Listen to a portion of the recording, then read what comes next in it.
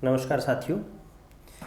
आज हम इस वीडियो में कुछ जनरल बातें करते हैं। अक्सर जो बातें हम विद्यार्थियों से बातें करते हैं तो जो निकल कर आती हैं, ऐसी छोटी छोटी भ्रम सामान्यतः कमज़ोर विद्यार्थियों के मन में ज़्यादा होते हैं, या यूँ कहें उन विद्यार्थियों को जो अभी तक उनको सफलता नहीं मिली है।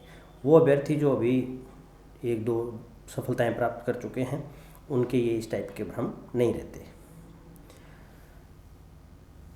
मेरी एक नई पहल है, ई श्योर एंड्रॉयड ऐप लॉन्च किया है मैंने।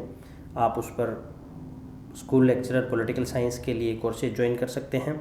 इसके अलावा भी कोर्सेज ऑफ़र होंगे समय समय पर, और कुछ फ्री इन्फॉर्मेशन या कुछ फ्री कोर्सेज वीडियोज़ भी रहेंगे। तो download my app E sure. साधारण सा क्वेश्चन कि क्या मुझे तैयारी करनी चाहिए, जबकि मैं रीट या पटवारी या ग्राम सेवक या ऐसी कोई भी तथाकथित अच्छी कोचिंग की टेस्ट सीरीज़ में आशानुरूप प्रदर्शन नहीं कर पाया या कर पाई। तो इस टाइप की जो दुविधाएं हैं वो अक्सर विद्यार्थियों में रहती है कि जब मेरी परफॉर्मेंस नहीं है, यानी मैं फॉर एग्जांपल जैसे रीट में मेरा स्कोर 90 नहीं हो पाया, तो मुझे क्या करना चाहिए, क्या मुझे गवर्नमेंट सेक्टर में तैयारी करनी चाहिए या नहीं करनी चाहिए। या यूँ कहें कि जब रीट में अच्छा स्कोर नहीं आया तो क्या मुझे सेकंड ग्रेड की या फर्स्ट ग्रेड की तैयारी करनी चाहिए या नहीं करनी चाहिए। देखिए, जो मेरा अनुभव है, मेरे खुद का जो लंबी कॉम्पिटिटिव एग्ज़ाम की तैयारी का काल है, इसके साथ साथ मैंने और भी बहुत से लोगों को देखा है, बहुत नज़दीक से देखा है।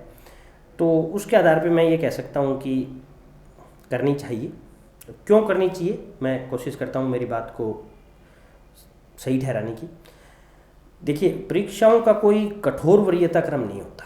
भले ही समाज में हम मानते हैं कि थर्ड ग्रेड यानी अध्यापक से बड़ा सेकंड ग्रेड है, सेकंड ग्रेड से बड़ा फर्स्ट ग्रेड है, फर्स्ट ग्रेड से बड़ा कॉलेज लेक्चरर है, फिर उनसे ऊपर हम मानते हैं कि जो एडमिनिस्ट्रेशन के जॉब हैं वो उनसे ऊपर हैं, सबसे ऊपर आईएएस है। हाँ, तो ऐसा कठोर पैटर्न नहीं होता है। देखिए, एग्ज़ाम्स में अंतर होता है, सीधी सी बात है कि एग्ज़ाम्स में अंतर इस वजह से होता है कि जो बड़े अच्छी पोस्ट के लिए होते हैं उनमें सीट्स कम होती हैं। लेकिन अगर सीट्स बराबर रख दी जाएं, या फॉर ए टाइम भी हम अगर सीट्स को कंसीडर ना करें, तो हम देखते हैं कि इतना ये पैटर्न है, ये फिक्स नहीं होता है। कोई एक ऐसा शख्स जो रीट में ना लगे वो सेकंड ग्रेड में बहुत अच्छी रैंक ले आए। यह इसलिए भी होता है कि एक तो पैटर्न है वो अलग अलग होते हैं एग्ज़ाम के, तो किसी को कोई ज़्यादा सूट करता है, किसी को कोई ज़्यादा सूट करता है।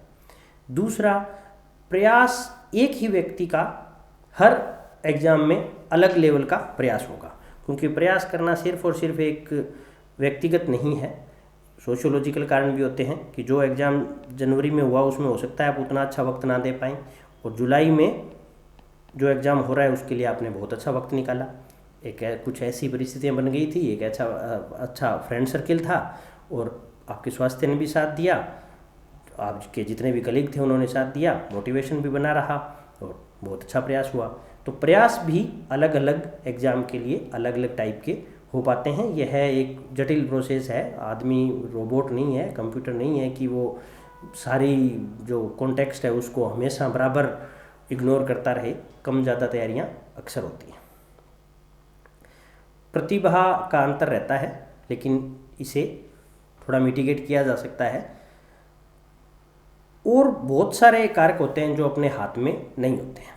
इस वजह से हमें इस कैलकुलेशन में ज़्यादा वक्त नहीं लगाना चाहिए कि चूँकि छोटे लेवल के एग्ज़ाम में नहीं हुआ तो मुझे बड़े की तैयारी नहीं करनी चाहिए, या मेरा रीट में नहीं हुआ या 3 साल की तैयारी के बावजूद मैं यहाँ तक पहुँचा हूँ तो यहाँ तक नहीं हुआ। अगर आप अच्छे से मेहनत करते हैं, सही रणनीति रखते हैं, देखिए एकदम ऐसे आंख बंद करके और किताबों को नोवेल की तरह पढ़ते जाते हैं और लास्ट में ये कहते हैं कि यार ये पढ़ा हुआ तो था, मेरा हुआ नहीं, इसका मतलब गलती कहीं किसी और में ही है, मेरे में तो नहीं है। नहीं, आपको आँख कान खुली रख के पढ़ना पड़ेगा, चीज़ों को समझना पड़ेगा, भूलना पड़ेगा और उन भूल को दूर करना पड़ेगा। कन्फ्यूज़ आप होते हैं, उन कन्फ्यूज़न को दूर करना पड़ेगा, तब जाके चीज़ें याद रहती हैं। यह एक एग्ज़ाम में सक्सीड होना है, यह भी एक मल्टीपल फैक्टर्स पे डिपेंड करता है। तो उन सब आयामों को आपको मैनेज करके चलना पड़ेगा।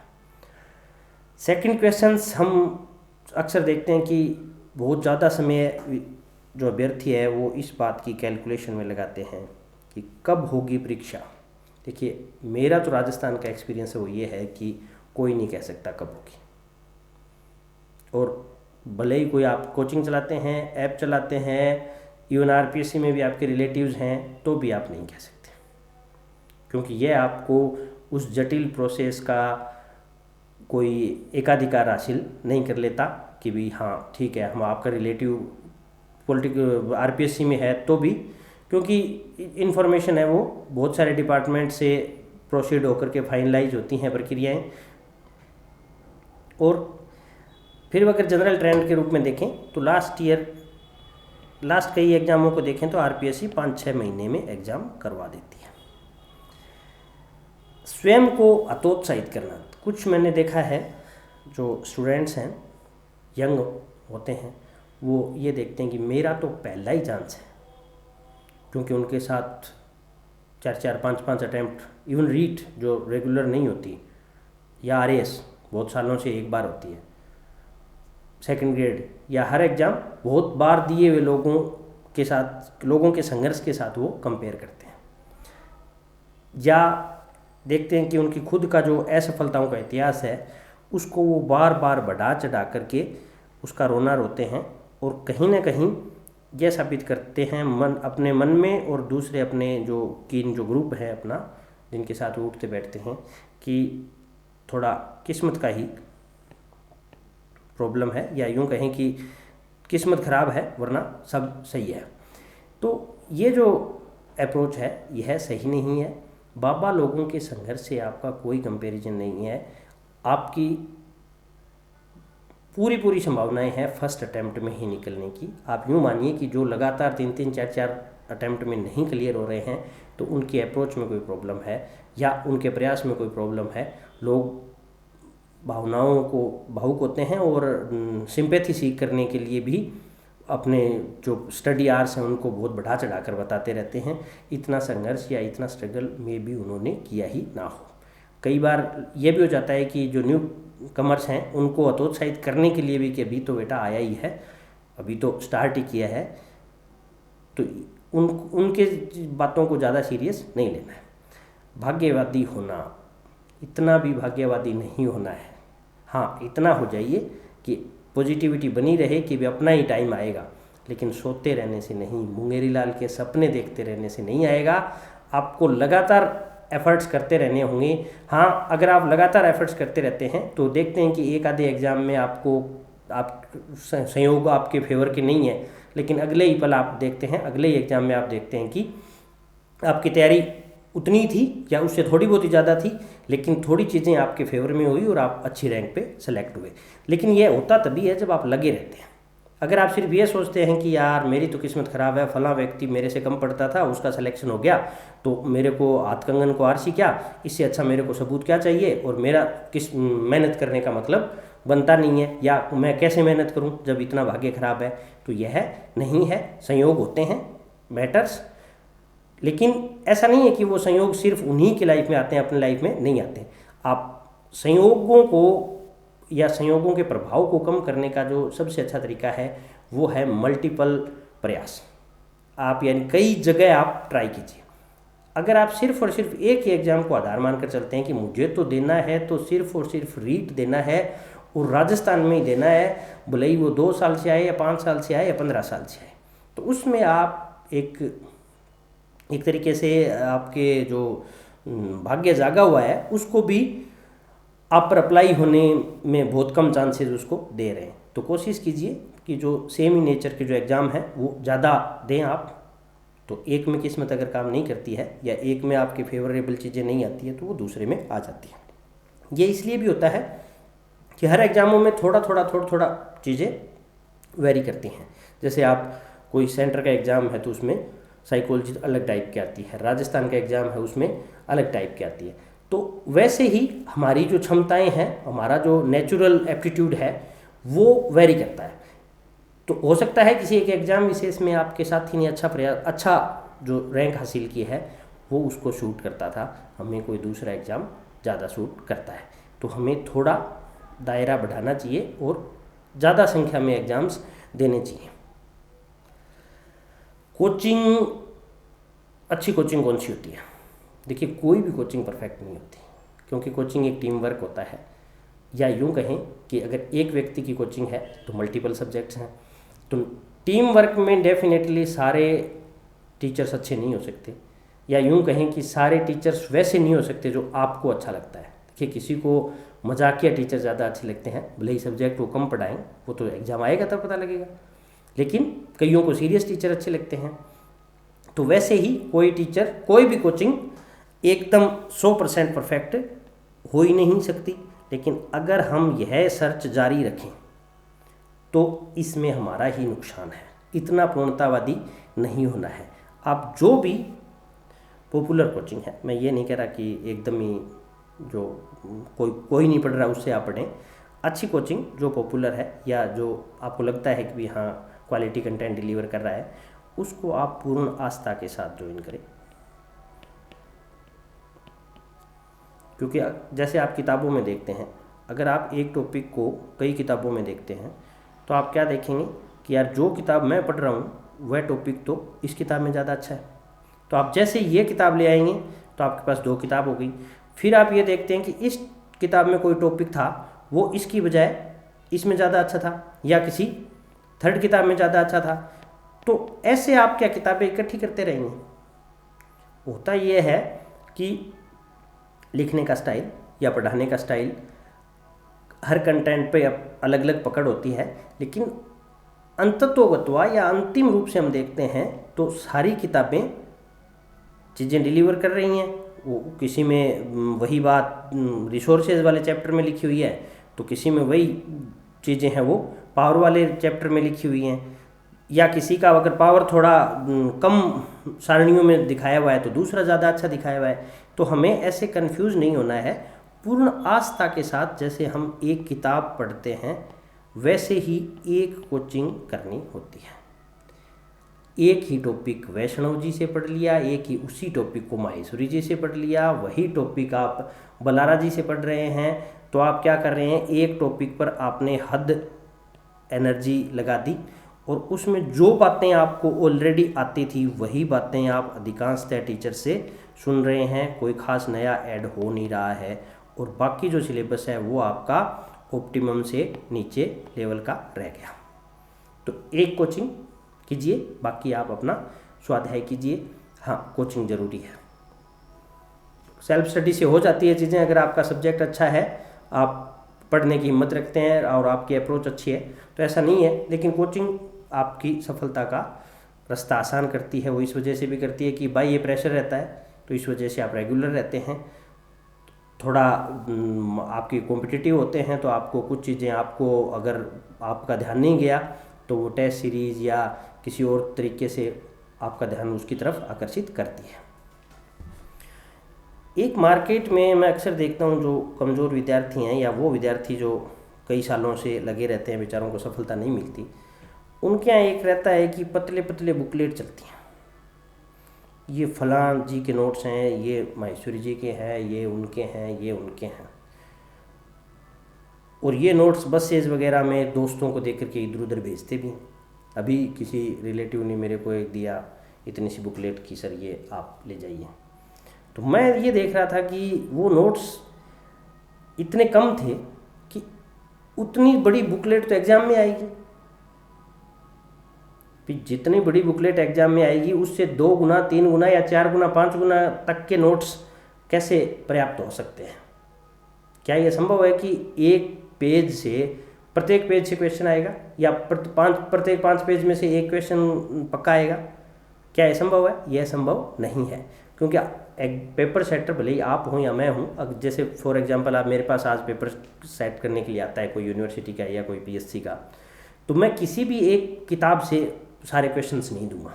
हाँ, कुछ एक देते हैं, वो गलत आदत है और वह अक्सर कंट्रोवर्सी में आते हैं। कोई भी एक किताब से सारे क्वेश्चंस देना सही नहीं माना जाता। और ये जो नोट्स हैं छोटे छोटे, सर ने जो मजाक मजाक में जो थोड़ा सा बताया है, और सुंदर राइटिंग वाले बंदे ने या बंदी ने और भी कम लिखा है, सिर्फ तब लिखा है जब टीचर ने सारी टाइप की मजाक करके कहा जी हाँ जी अब लिखो। तो ये जो नोट्स हैं ये मुझे किसी भी सेंस में पर्याप्त नहीं लगते। हाँ, आपको एक इज्जतदार स्कोर प्रदान कर देंगे, लेकिन इनसे आपकी नैया पार नहीं लगेगी। अगला जो अक्सर आते हैं, सर याद नहीं रहता। यह समस्या अधिकांश विद्यार्थियों के साथ रहती है कि सर याद नहीं रहता, वरना समझ में तो मेरे पूरा आ जाता है और पढ़ने में भी कोई कमी नहीं है, लेकिन याद नहीं रहता। यह बात इतनी सही नहीं है, क्योंकि किसी को भी, या यूँ कहें अधिकांश को, एक बार पढ़ते ही या पढ़ा हुआ पूरा याद नहीं रहता। अगर ऐसा होता तो फिर तो चीज़ें बहुत ही आसान होती थी, क्योंकि आप देखते हैं कि काम तो पूरा 2-2.5 किताब का ही है। अगर एक बार पढ़ने से ही सारा याद हो जाता तो 2-2.5 किताब तो आदमी 12-15 दिन में ही पढ़ दे। तो ऐसा किसी के साथ नहीं होता, याद करना पड़ता है। एक तो देखिए बात है कि सभी की जो क्षमताएं होती हैं वो सेम नहीं होती या एक जैसी नहीं होती।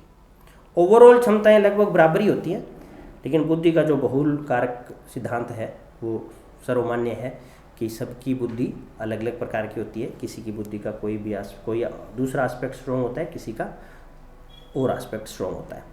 किसी को विश्लेषण की क्षमता ज़्यादा होती है, किसी में याद रखने की क्षमता ज़्यादा होती है।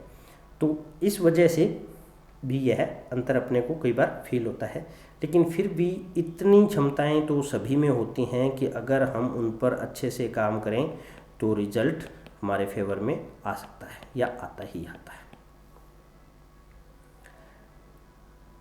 याद रखने के लिए आपको बार बार पढ़ना ही पड़ता है। अगर आप कोई चीज़ को भूलते हैं तो रिवीजन,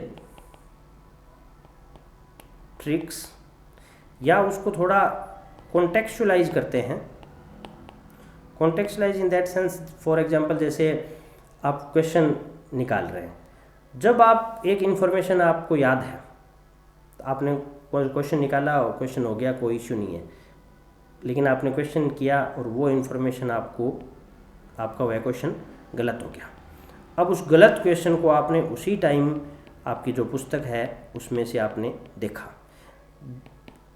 अब पुस्तक में आपने देखा, तब आपने एक चीज़ नोट की कि यार लिखा हुआ था और मैं पढ़ भी गया, लेकिन मैंने इसकी या द्वारा पर फोकस नहीं किया था, या मैंने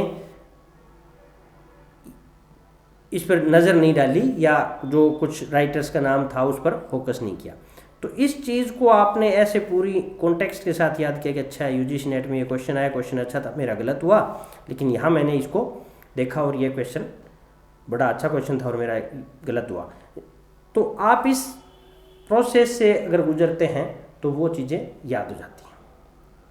यानी आप कंफ्यूज होते हैं और फिर उस कन्फ्यूजन को आप दूर करते हैं तो आपकी चीज़ें याद होती हैं।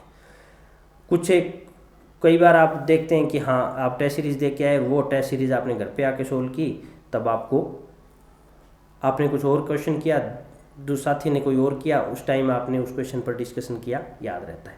तो ऐसे हम भूलते हैं, उस भूल को दूर करते हैं, हम कंफ्यूज होते हैं, उसको हम दूर करते हैं।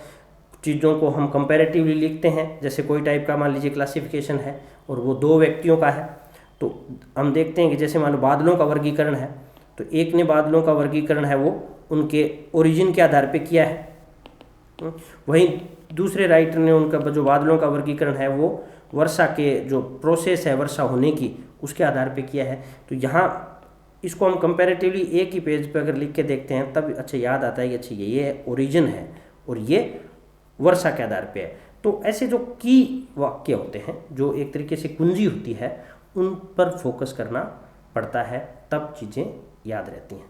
ये समस्या लगभग सभी को होती है, तो इसे अपने आप को ऐसे इतना भावुक होकर सोचने की ज़रूरत नहीं है कि मेरे याद नहीं रहता। लगभग सभी की ये प्रॉब्लम है। घर वाले तो कहते हैं कि तू पढ़ता नहीं है, होशियार तो है, और खुद भी यही मानते हैं कि मैं होशियार तो हूँ, पढ़ता भी ठीक ठीक हूँ, लेकिन थोड़ी किस्मत खराब है। तो ये जो सामान्यीकरण है, जनरलाइजेशन है, यह हर जगह ही मिलता है और इसका सच्चाई से ज़्यादा वास्ता नहीं है। होशियार भी लोग कम ज़्यादा होते हैं। माता पिता के कहने से सारे बराबर होशियार नहीं हो जाते, और माता पिता के कहने से ये सर्टिफिकेट नहीं मिल जाता कि हम कितना पढ़ रहे हैं। वास्तव में हम पढ़ ही नहीं रहे होते हैं। किस्मत का उतना रोल नहीं है, क्योंकि अक्सर आप देखते हैं कि जो स्टूडेंट्स, जैसे देखेंगे कि कोई 1 नंबर से रह रहा है, कोई 2 नंबर से रह रहा है, कोई 2.5 नंबर से रह रहा है, वो with in A short Spain कहीं ना कहीं उनका जॉब लग ही जाता है।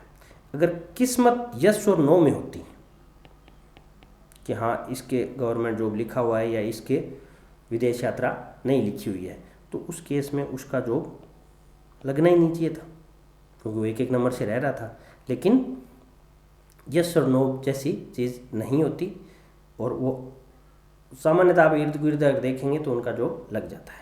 हाँ, अगर उसने बार बार हिट एंड ट्रायल किया ही नहीं, मौके अपने जो अचीव्ड नॉलेज था उसमें थोड़ा सा और गेन करके हासिल करना था, वो अगर किया ही नहीं, तो फिर जॉब कैसे लगेगा।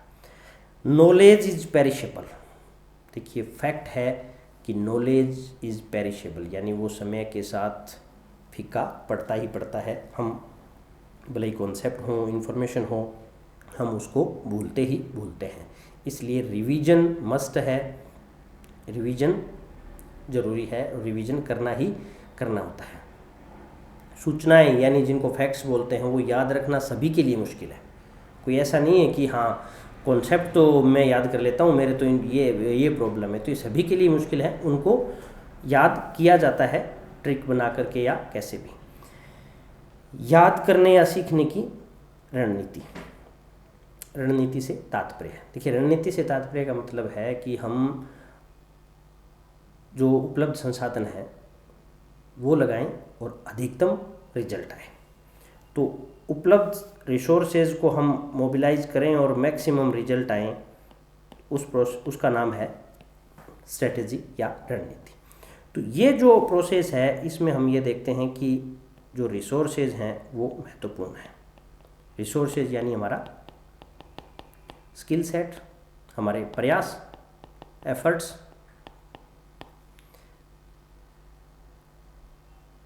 दूसरा, तो स्किल सेट और एफर्ट्स सबके अलग अलग हैं।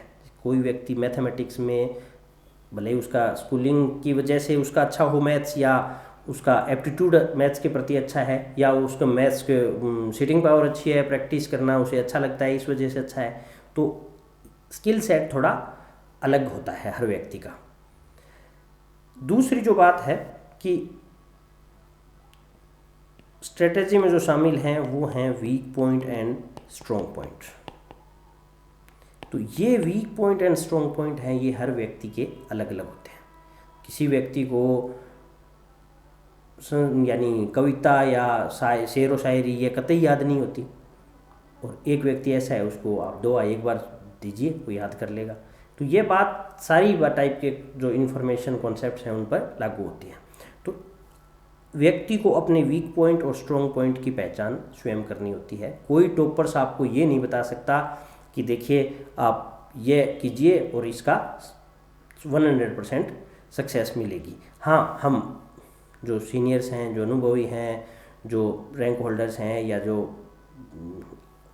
हमसे अच्छा कर रहे हैं, उनसे हम इसलिए बात कर रहे हैं कि मे भी उस संवाद से उस पॉइंट पे हमारा ध्यान चला जाए जिस पर आज तक गया नहीं है।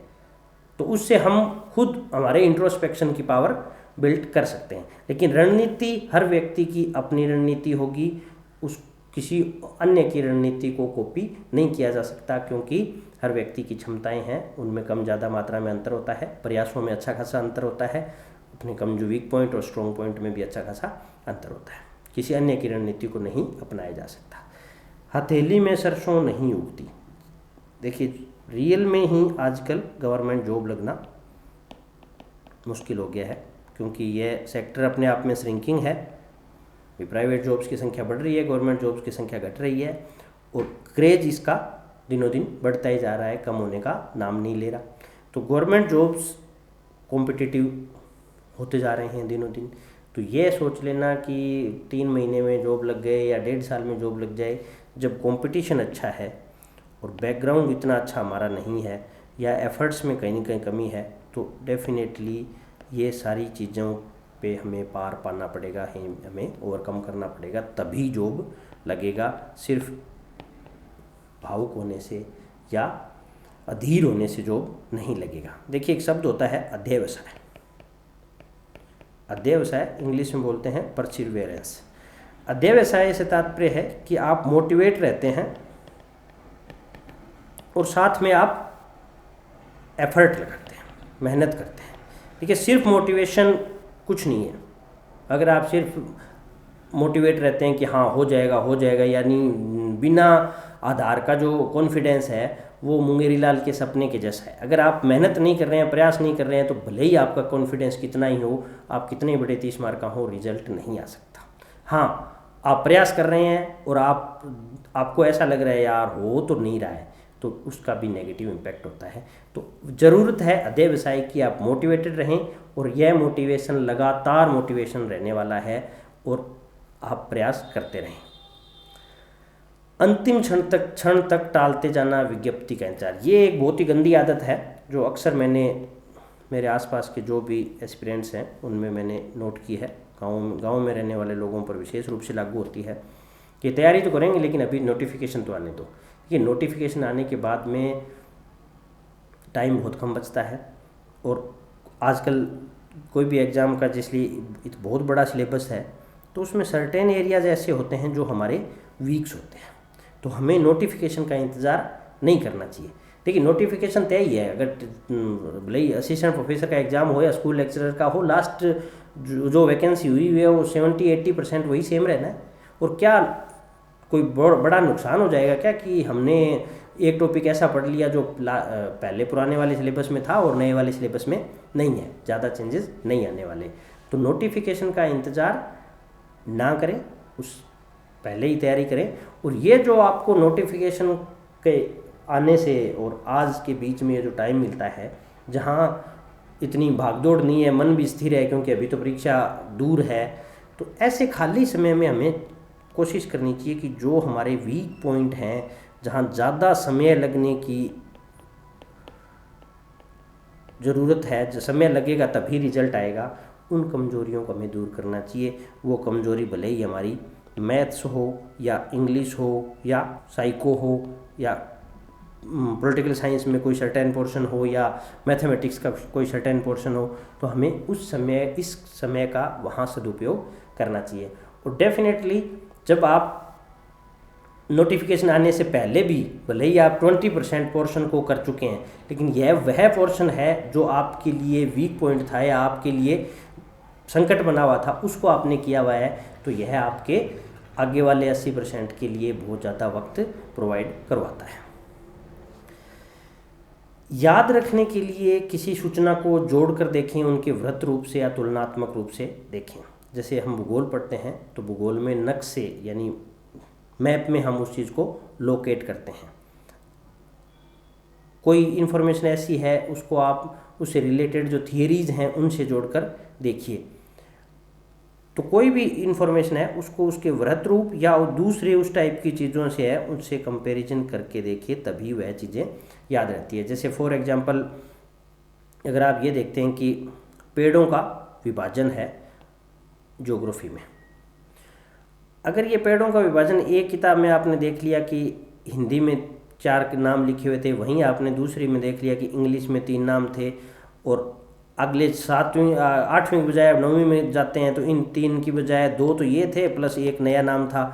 इन 3 विशेषताओं के साथ साथ 2 विशेषताएं नई थी, इनके वाली 3 अगली क्लास में मिसिंग थी, जबकि 2 एक्स्ट्रा थी, एक यहाँ थी, आगे 2 नहीं थी। तो आप क्या देखेंगे कि यह वर्गीकरण आपने कई सोर्सेज से पढ़ा और आपको अंततः याद होने की बजाय कन्फ्यूजन जाता है। तो इस प्रकार की जो इन्फॉर्मेशन होती है उनको आप एक जगह एक साथ एक बार में निपटा कर चलिए कि हाँ यह एक चीज़ है, इसका यह इंग्लिश नाम है और इसकी ये 5 विशेषताएं हैं। 3 छठी की किताब में दी हुई है, 2 8वीं किताब में दी हुई है। यह एक क्लासिफिकेशन है, इसको छोटी किताबों में सिर्फ एक ही प्रकार माना गया है, जबकि बड़ी क्लासों में इसे 2 प्रकार माने गए हैं। तो इस प्रकार से जब आप कंफ्यूज्ड हैं, उन कंफ्यूजन एरियाज को विशेष प्रयास करके उनको दूर करते हुए चलना चाहिए। दूसरा, कोई भी चीज़ है उसको अगर आप उससे रिलेटेड जो चीज़ है उससे आप भूल रहे हैं तो उन दोनों को साथ साथ लिख लेना चाहिए। जैसे फॉर एग्जांपल एक क्लासिफिकेशन है, वो है बच्चे की सीखने की क्षमता के आधार पर, और एक क्लासिफिकेशन ही बच्चों का है, वो है उनके सीखने की क्षमता पर पर्यावरण के प्रभाव के आधार पर।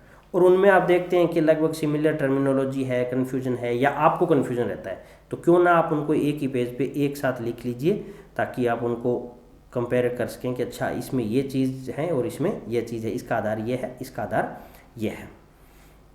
वैसे ही जैसे राजनीतिक व्यवस्था पढ़ते हैं तो राज्य की व्यवस्था की केंद्र से तुलना, एक राजस्थान के जो एग्ज़ाम्स हैं, राजस्थान के एग्ज़ाम में मैंने देखा है कि बहुत सारे एग्ज़ाम में सिर्फ राजस्थान की पॉलिटी आती है। अब राजस्थान की पॉलिटी यानी राजस्थान की जो राज व्यवस्था है उसको आप भारत की राज व्यवस्था को समझे बिना समझ ही नहीं सकते, क्योंकि जो मूल व्यवस्था है हमारी संसदीय व्यवस्था, संघीय व्यवस्था, तो उसमें आपको जो संघीय व्यवस्था है, फेडरलिज्म है, उसकी समझ होनी चाहिए, और केंद्र में यानी यूनियन में क्या प्रावधान है, उनके कंपैरिजन में राज्यों में क्या प्रावधान है, उसी से ही यह समझ आता है और याद भी आसानी से होता है। तो इसको हमें तुलनात्मक समझना चाहिए। या जैसे हम संविधान को देखते हैं तो संविधान में अगर बच्चे आते हैं उनको ये डर लगता है कि सर आर्टिकल कैसे याद करें। देखिए, आर्टिकल बहुत कम याद करने होते हैं। पहले हमें संविधान का जो दर्शन है या संविधान का जो मूल भावना है उसको समझना होता है कि भाई फेडरल कॉन्स्टिट्यूशन है तो उसका क्या मोटिव रहेगा, अगर कॉन्स्टिट्यूशन लिबरल प्रावधान करता है तो उसका क्या मोटिव रहेगा। फिर हम उनका कंटेंट देखते हैं कि हाँ, कॉन्स्टिट्यूशन ने मूल अधिकार माने हैं, इतने माने हैं, राष्ट्रपति को ये शक्तियाँ दी हैं, उपराष्ट्रपति को ये दी हैं, तो हम उनका कंटेंट को समझते हैं और कंटेंट को याद करते हैं। अगले चरण में हम फोकस रहता है कि हम विद आर्टिकल याद करें, और ये जो आर्टिकल्स याद करने वाला पैटर्न है, यह कुछ एक आर्टिकल ऐसे होते हैं जो एग्जाम्स में हम क्वेश्चंस याद करते हैं तो सीधे सीधे याद हो जाते हैं। फिर 1 से 51 के जो आर्टिकल हैं सामान्यतः, वो हम आर्टिकल ट्रिक बना करके या कैसे भी हमें याद करने होते हैं। बीच बीच में कुछ आर्टिकल हम ऐसे याद करते हैं कि अच्छा केंद्र में ये प्रावधान यहाँ है, और लगभग 89 से 103 का अंतर रहता है केंद्र और राज्यों के बीच में, तो केंद्र में यहाँ है तो राज्यों में यहाँ है। तो ऐसे करके हम कुछ एक और आर्टिकल याद करते हैं। तो मोटा मोटी हम 125-150 आर्टिकल याद करते हैं, और वो है सफिशिएंट से ज़्यादा होता है। लेकिन उन आर्टिकल्स को अगर आप सिर्फ रटना चाहते हैं तो रटा हुआ आर्टिकल काम नहीं आएगा और वो आपका क्वेश्चन सोल्व नहीं करवाएगा। तो ये कुछ बातें हैं जो हम याद करने में हमारी सहूलियत है। बहुवैकल्पिक प्रश्न हल करें, कहाँ से करें, क्यों करें और कब करें। देखिए, बहुवैकल्पिक इसलिए लिखा है मैंने कि आजकल लगभग एग्जाम ऑब्जेक्टिव्स हो गए हैं, तो ऑब्जेक्टिव एग्जाम के लिए हमें क्वेश्चन प्रैक्टिस करनी चाहिए। मैं हमेशा ही मानता हूँ कि गाइड के क्वेश्चंस नहीं करने चाहिए। क्वेश्चंस प्रीवियस ईयर एग्जाम में आए हुए ही करने चाहिए, और प्रीवियस ईयर एग्जाम में आए हुए जो क्वेश्चंस होते हैं उनको हम हमारा मूल्यांकन की नज़रिए से करें, ये कोई अच्छी अप्रोच मेरी नज़र में नहीं है। वो इसलिए नहीं है क्योंकि हम एग्ज़ाम के दिन जितना प्रिपेयर होंगे उतना बाकी किसी भी दिन प्रिपेयर नहीं हो सकते। हाँ, एग्ज़ाम के लिए आपकी तैयारी पूरी हो गई है, अगर आप 10-15 दिन पहले अगर आप अटैम्प्ट लेते हैं वो अलग बात है, लेकिन आप तैयारी के शुरुआत में ये कहते हैं कि हाँ मैंने तो पढ़ ली एक बार, अब मैं देखता हूँ, तो इस प्रकार का जो मूल्यांकन है वो आपको इधर आपको ये अच्छद में एहसास कराएगा कि आपका डेफिनेटली हो रहा है, और या आपको ये अच्छद में एहसास कराएगा कि आप रेस से बाहर हो रहे हैं। तो इस प्रकार का मूल्यांकन है वह है गैर उत्पादक है, ज़्यादा उसका मतलब नहीं है, ये बिना काम की जो मेंटल फ्लक्चुएशन है उनको बढ़ाता है। हमारा प्रीवियस ईयर एग्ज़ाम का जो क्वेश्चन है उनको हम एक महत्वपूर्ण इन्फॉर्मेशन के रूप में सोल्व करें, क्योंकि एग्ज़ाम में सबसे अच्छी इन्फॉर्मेशन होती है, और उन इम्पोर्टेंट इन्फॉर्मेशंस को हम हमारी वीक पॉइंट, कन्फ्यूजन एरियाज और जो अति महत्वपूर्ण है उनके आधार पर हम रजिस्टर में नोट डाउन करते चलें। अगर हम ऐसे पेपर को नोट डाउन करते हैं तो हम देखते हैं कि कोई भी एक पेपर है तो वह मुश्किल से 4-5 पेज में आ जाता है, और ऐसे करके अगर हम 40 पेपर करते हैं तो मुश्किल से 200 पेज के हैंड रिटन नोट्स होते हैं। और ये हैंड रिटन नोट्स उन पहले एग्ज़ाम में आए हुए क्वेश्चनों का भंडार है जो आपके लिए कन्फ्यूजिंग है, वीक पॉइंट है, या नया मिला है, या अति महत्वपूर्ण है। तो इसको आप मुश्किल से 200 पेज की जो स्पायरल है उसे आप 8-10 घंटे में रिवाइज कर सकते हैं लास्ट मोमेंट पे। तो यह आपको बहुत ज़्यादा हेल्प करती है। नोट्स बनाना चाहिए या नहीं बनाना चाहिए? नोट्स बनाने चाहिए, लेकिन शुरुआती 1-2 रीडिंग में नहीं, क्योंकि अगर आप कोई किताब को शुरुआत में पढ़ते हैं तो अगर आप उसी टाइम उसका नोट्स बनाएंगे तो आप एज इट इज़ किताब को लिखेंगे।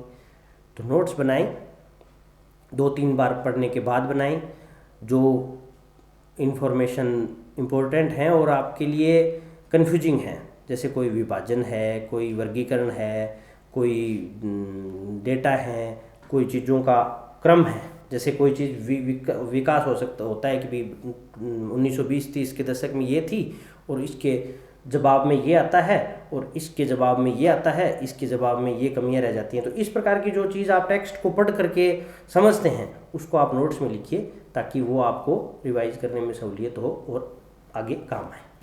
लैंडमार्क तथ्य रटने ही पड़ेंगे। देखिए, कुछ महत्वपूर्ण तथ्य जो फैक्ट्स होते हैं उनको रटना ही पड़ेगा, कोई चारा नहीं है। हाँ, अगर आप इनको रट लेते हैं तो बाकी इर्द गिर्द की इन्फॉर्मेशन होती है उनको रटना नहीं पड़ता, और ये आपको उससे रिलेटेड जो क्वेश्चंस होते हैं उनके तुक्के लगाने या कयास लगाने में आपकी हेल्प करते हैं।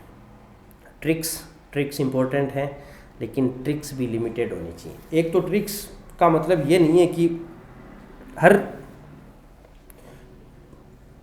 फैक्ट्स का आप फर्स्ट अल्फ़ाबेट को ऐड किया और आपने अक्का बक्का सक्का चक्का 80 टीपी पिटी टीटी, ये इस टाइप से अगर आप ट्रिक बनाएंगे तो आप डेफिनेटली ट्रिक्स भूलने वाले हैं। एक ट्रिक में आपका जे जैसलमेर है और दूसरी ट्रिक में जे जयपुर है, तो कैसे आप मानेंगे कि कौन सी ट्रिक में जे जयपुर था, या ट्रिक में जे जयपुर था ये भी आप ट्रिक से याद करेंगे? तो प्रयास ये रहे कि सामान्यतः इन्फॉर्मेशन हमें याद हो, जो कन्फ्यूजिंग एरियाज़ हैं उनमें ही ट्रिक्स बनाएं, और वो ट्रिक्स इतनी ठीक हों कि उनमें एक के दोहरे अर्थ ना हो। थोड़ा औरों की कॉपी कर लीजिए, कुछ थोड़ा खुद बना लीजिए। पूरा समझने के बाद स्वयं उस ट्रिक से जोड़ें, संभावित द्विअर्थों की संभावनाओं को खारिज करके चलें। सिर्फ अल्फ़ाबेट जोड़ने या हर चीज़ की ट्रिक्स उपयोगी नहीं होती। पहली बार में सब कुछ याद नहीं होता, रिवीजन मस्ट है, और आपको सुनने में अजीब लग सकता है, लेकिन आप अक्सर देखेंगे कि जो लोग पढ़ते हैं उनकी किताब ब्लैक हो जाती है, यानी बहुत बार, कई बार पढ़ना पड़ता है। कुछ टॉपिक आप कोई 10 बार पढ़ते हैं, हाँ कुछ टॉपिक आसान होते हैं तो 2-3 बार में काम चल जाता है। समझ विकसित कीजिए, कुछ आधारभूत बातों को याद रखिए। याद आपको रखना ही होगा, फिर आपको कन्फ्यूजन होगा, फिर आप भूलेंगे, भूलने के बाद आप उनको फिर से देखिए। प्रश्न पत्र में होने से विशेष ध्यान जाता है। जैसे कोई इन्फॉर्मेशन होती है प्रश्न पत्र में इसलिए सोल्व करनी चाहिए कि एक बार आप टेक्स्ट को पढ़ गए, आपने देखा कि ठीक है जो था वो आपको याद हो गया। जब आप उससे रिलेटेड क्वेश्चन पेपर में क्वेश्चन देखा तब देखा कि अच्छा वो चीज़ थी, उस पर आपने गौर ही नहीं किया था। तो क्वेश्चन पेपर में कोई चीज़ होती है उस पर अपना स्पेशल फोकस जाता है, या कोई अपने से पूछता है तब फोकस जाता है, फिर हम टेक्स्ट को देखते हैं। तो ये इस प्रकार का चक्कर चलता रहता है। हम भूलते हैं, भ्रमित होते हैं, कहीं विशेष मौके पे देखते हैं कोई विशेष व्यक्ति पूछता है, कभी अपना ईगो हर्ट होता है, कभी कोई टीचर पूछता है, कभी कोई साथी बताता है, कभी कोई चमकाने के लिए पूछता है, फिर हम टेक्स्ट को देखते हैं। उस प्रोसेस में हम बार बार उन इन्फॉर्मेशन, उन कॉन्सेप्ट से टकराते हैं और वो अंततः हमारी स्थायी मेमोरी में जाते हैं। तो यह चक्कर चलता रहता है और इस चक्कर को कुछ हद तक चलाए रखना होता है। एक्सक्लूसिव, अनन्य, विलक्षण, अद्भुत, मनमोहक, इनके चक्कर में नहीं पड़े। ना तो आप यह सोचिए कि मेरे को ऐसा पढ़ना है जो कोई नहीं पढ़ रहा, यानी एक्सक्लूसिव, इसे अनन्य भी कहते हैं। कोई नहीं कर रहा वो काम नहीं करना है, क्योंकि पेपर इन्हीं किताबों से आना है जो प्रचलित हैं, और वही सामान्य क्वेश्चंस जो नहीं पढ़ के आए हैं वो गलत करके आए और आपको उनको सही करना है। आपको विलक्षण यानी अद्भुत ऐसी इन्फॉर्मेशन याद नहीं करनी जो आपको बड़ी सुंदर लगती है विलक्षणता। सामान्य जो टेक्स्ट बुक में होता है वही याद करना है। मनमोहक ऐसी बातें जो आपको मोहित करती हैं उनको पढ़ना है टेक्स्ट के साथ, यानी जो कंटेंट है जिसको हमें पढ़ना है या जिसके साथ रिसर्च करना है उसके साथ आपका लगाव होना कोई ज़रूरी नहीं है। उसको आप ये यूँ समझ सकते हैं कि क्या कोई साइंटिस्ट है जब वो बैक्टीरिया से रिसर्च करता है, बैक्टीरिया को पढ़ता है, तो वो कोई बैक्टीरिया से प्यार थोड़ी करता है, बैक्टीरिया उसे कोई अच्छा थोड़ी लगता है, लेकिन वो बैक्टीरिया को इसलिए पढ़ता है कि बैक्टीरिया के अध्ययन से प्राप्त सूचनाओं के आधार पर वह मानवता का भला करने के लिए कुछ रिसर्च कर सके, कुछ खोज कर सके।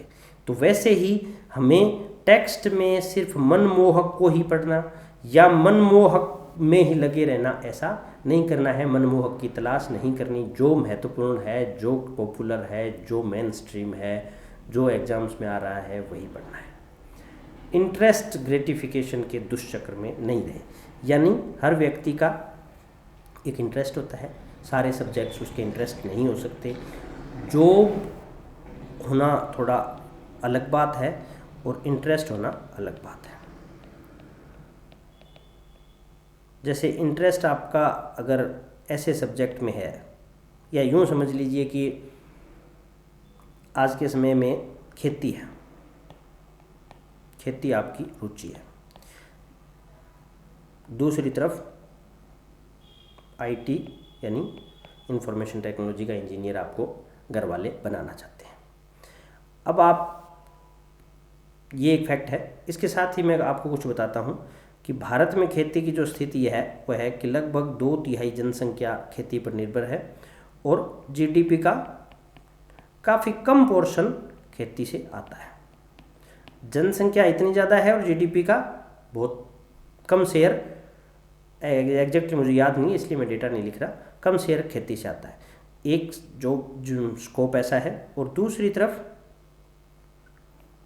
थोड़े से लोग हैं और जीडीपी का अच्छा खासा शेयर अगर आईटी से आता है। तो यहाँ आप देखते हैं कि इंटरेस्ट होने के बावजूद भी बहुत मुश्किल है बहुत अच्छा करना, क्योंकि यहाँ आपको अच्छा करने के लिए बहुत कम लोग हैं उनमें शामिल होना पड़ेगा, अपवाद बनना पड़ेगा, जबकि यहाँ आप सामान्य से भी थोड़ा अच्छा करेंगे तो आपका अच्छा हो जाएगा।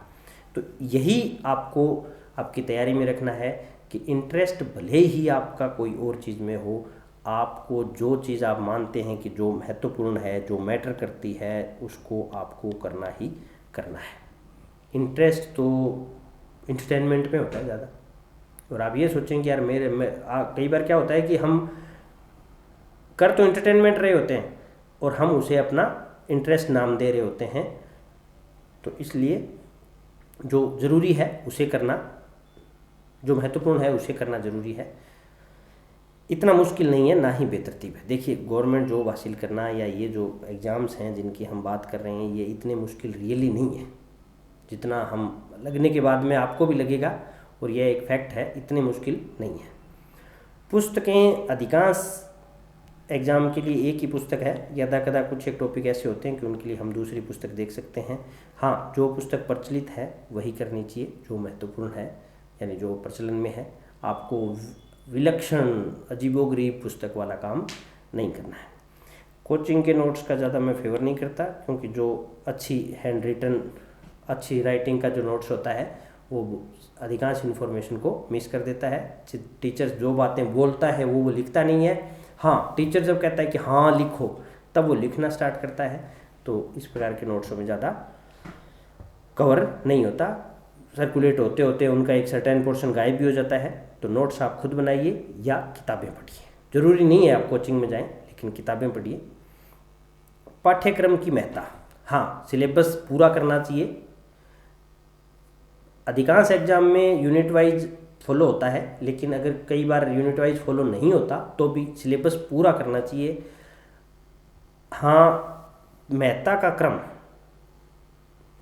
सिलेबस पूरा कीजिए, लेकिन कुछ एक यूनिट में ज़्यादा क्वेश्चंस बनते हैं या ज़्यादा महत्वपूर्ण फोकस रहता है उस एग्ज़ाम का, तो उन यूनिट को आइडेंटिफाई कर कीजिए और उन पर जोर लगाइए। सामग्री का भाव या रुचि का भाव, कुछ यूनिट्स ऐसी होती हैं उन पर अपने को कंटेंट नहीं मिलता, तो उसके लिए उस सर्च अभियान के पीछे ही मत पड़िए। जो अवेलेबल है इजी वे में कोई सीनियर से पूछ लीजिए, उतना आप पढ़ लीजिए, लगभग उतना ही सभी के लिए अवेलेबल है। आप इंटरनेट खोज रहे हैं, इंग्लिश में माथापच्ची कर रहे हैं, उतना यूज़फुल वह नहीं है। रिवीजन मस्ट है, रिवीजन के बिना कुछ नहीं है। रिवीजन कितनी बार, तो मेरा यह मानना है कि वैसे तो एग्ज़ाम कितनी दूर होता है, हमें कितना टाइम मिलता है, उस पर यह चीज़ डिपेंड करती है, क्योंकि जब पढ़ना है तो पढ़ते ही रहना है। लेकिन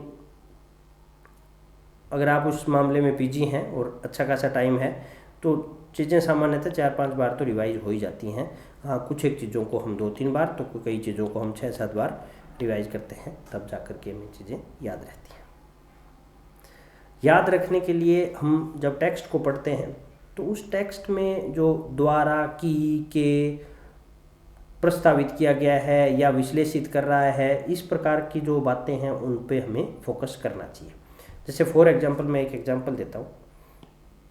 कोई भी जो थियरी है या कोई भी थिंकर है, वो कोई घटना है उसका वह पहले वर्णन करता है, फिर उसका वह विश्लेषण करता है कि क्यों वह घटना हो रही है, और उसके साथ वह अपने सुझाव देता है। तो किसी चीज़ का मेंशन किया है, इसका मतलब यह नहीं है कि वह उसे फेवर कर रहा है। फेवर उसे कर रहा है वह चीज़ सुझाव में लिखी होती है। तो हमें ये समझना चाहिए कि कौन सी बात का कौन सी थिंकर है उसने उसे सही ठहराया है, और कौन सी बात को सिर्फ उसने वर्णन कर किया है और वर्णन करके उसको खारिज किया है। तो इस प्रकार के जो पदबंध होते हैं उनमें ध्यान से पढ़ना चाहिए, तब जाकर के चीज़ें वो अंतर करना हम सीखते हैं। तो ये एक जनरल बातों का वीडियो था जो विद्यार्थी अक्सर इन छोटी छोटी समस्याओं से जूझते हैं। जैसा मैंने आपको उस वीडियो में बताया, मेरे ऐप का नाम है ईश्योर, डाउनलोड करें और बड़े ही कम दाम पे अच्छे कोर्सेज वहाँ पा सकते हैं। Thank you so much.